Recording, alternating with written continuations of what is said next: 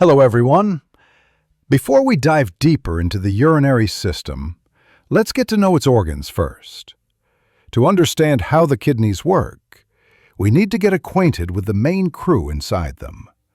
From the busy cortex to the ureters that faithfully transport urine, let's take a look at their division of labor.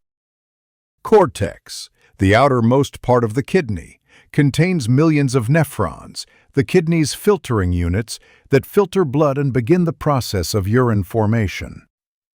Medulla, it consists of renal pyramids, contains tubules and loops of Henle, which regulate the balance of water and salt in urine. Renal pelvis, it's funnel-shaped, temporarily holds urine before it flows into the ureter. Renal artery, it carries oxygen-rich blood and metabolic waste products from the heart via the aorta to the kidneys for filtering. Renal vein, it carries filtered blood, clean of waste substances, out of the kidneys to the inferior vena cava and back to the heart. Ureter, it's channeling urine from the renal pelvis in the kidney to the bladder, vesica urinaria, with peristaltic movements. After understanding the macroanatomical structure of the kidney, let's dive deeper into its smallest functional unit, the nephron. This is where the miracle of blood filtration actually occurs, starting from the glomerulus, which acts like an ultra-selective filter. Here, blood is filtered to separate water, electrolytes, glucose, and amino acids from blood cells and large proteins. This filtered fluid, called filtrate, is then collected by Bowman's capsule before being drained into the proximal tubule. In the proximal tubule, massive reabsorption occurs. About 65% of water, sodium, glucose, amino acids, and bicarbonate are reabsorbed into the blood.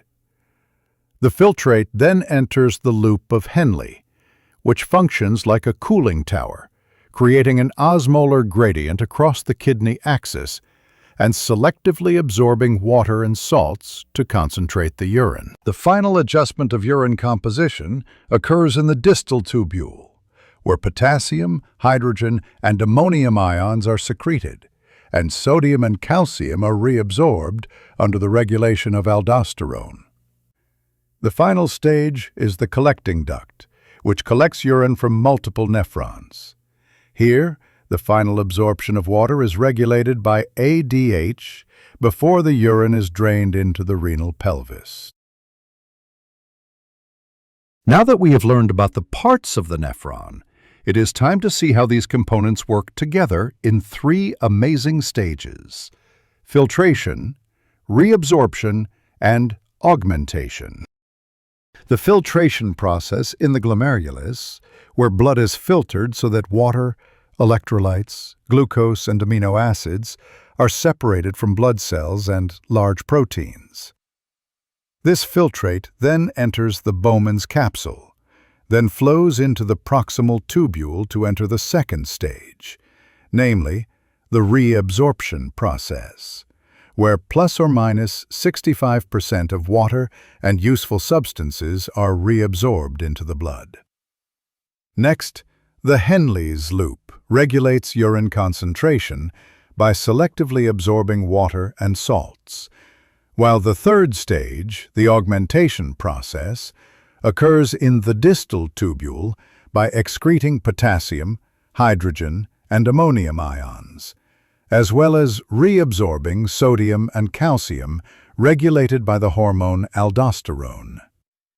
The final stage occurs in the collecting tubules, where the final absorption of water is controlled by the ADH hormone before urine is drained into the renal pelvis. Now that we understand the process of urine formation in the nephron, it's time to follow the journey of urine itself. Let's trace its path through each organ of the urinary system. The process begins in the kidneys, which produce urine. From there, urine flows through the ureters, which transport it to the bladder. The bladder then stores the urine temporarily before it is finally excreted from the body through the urethra. So, that's the amazing journey of urine in our bodies, starting from filtration in the kidneys, flow through the ureters, storage in the bladder, and finally excretion through the urethra. This perfectly designed system works tirelessly to maintain our health.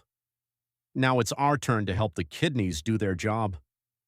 Let's take care of our urinary system with a simple step. Drink enough water every day. Remember, when you feel thirsty, it means your body already needs water. So don't forget to drink up, because every drop counts for healthy kidneys.